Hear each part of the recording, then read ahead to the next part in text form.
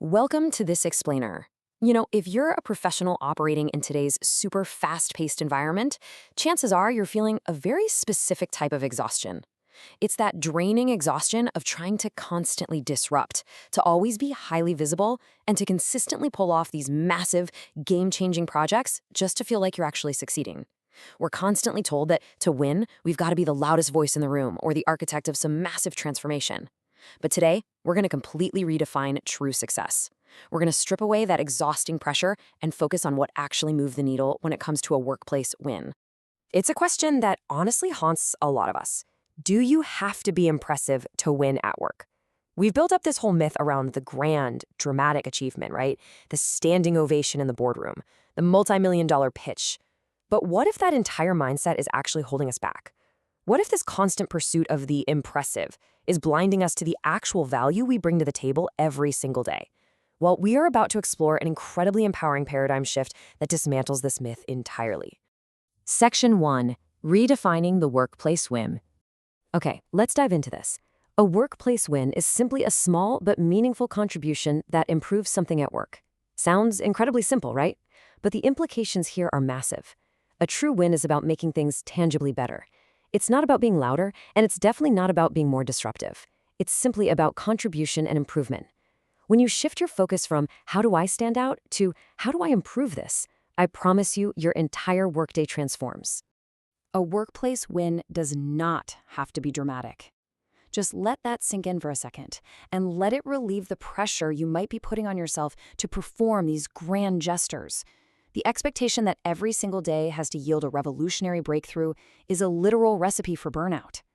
The reality is that the most functional, highly successful workplaces run on the quiet hum of non-dramatic, highly effective wins.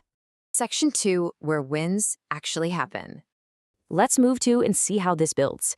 When we look at process and performance wins, we're really looking at the engine of your organization. We're talking time, quality, productivity, problem-solving processes, and decision-making. Optimizing a workflow or saving your team, say, 2 hours of manual data entry every week, that might feel like just an ordinary task. It's probably not going to get you a magazine cover.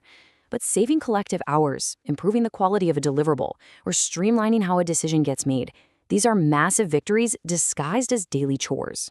They compound over time to create an incredibly efficient organization. But it's not just about the technical processes. It's absolutely about the human element too. Here we have people and experience wins. Customer experience, team coordination, communication, relationships, and knowledge. The crucial point to take away here is that a win can be as simple as de-escalating a tense situation, improving how your team coordinates on a remote project, or just taking 5 minutes to share a piece of critical knowledge with a new hire. Improving a working relationship fundamentally elevates the entire team's environment. It reduces friction, it builds trust, and it really paves the way for better work down the line.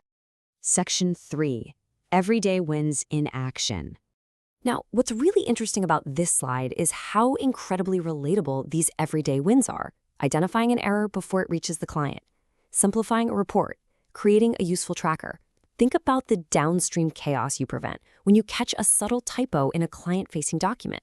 Or think about the clarity you provide when you take a dense, unreadable 20-page report and simplify it into a clear 1-page summary. These actions require attention to detail and care, and they absolutely count as massive wins. Then we have these collaborative examples. Team wins, helping a colleague solve a problem, summarizing a complicated discussion, improving a recurring process.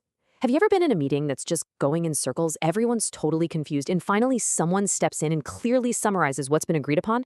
Boom, that person just delivered a massive win for everyone in the room.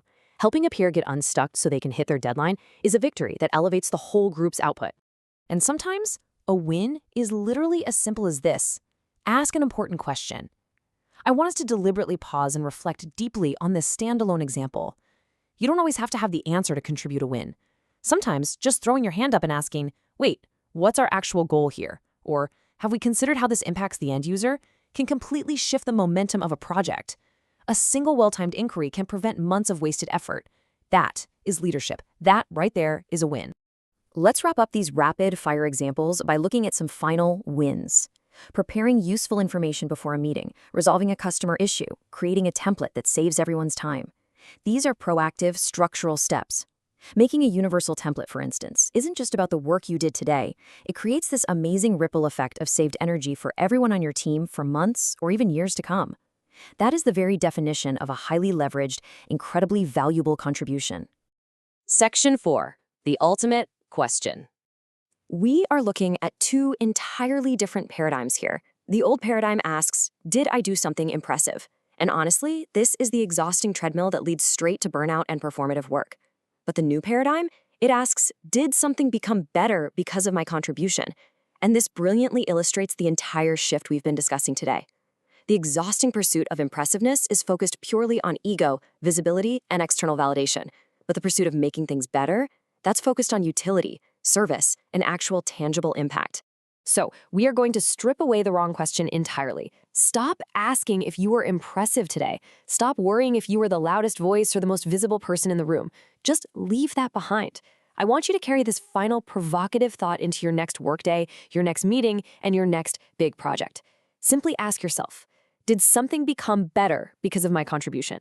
Because if the answer is yes, whether you fixed a typo, helped a teammate, or simplified a process, then congratulations, you just secured a workplace win. Keep finding those small improvements, guys, because that is what true success looks like. Thank you so much for joining me in this explainer, and I'll catch you next time as we continue to break down the ideas that shape our world.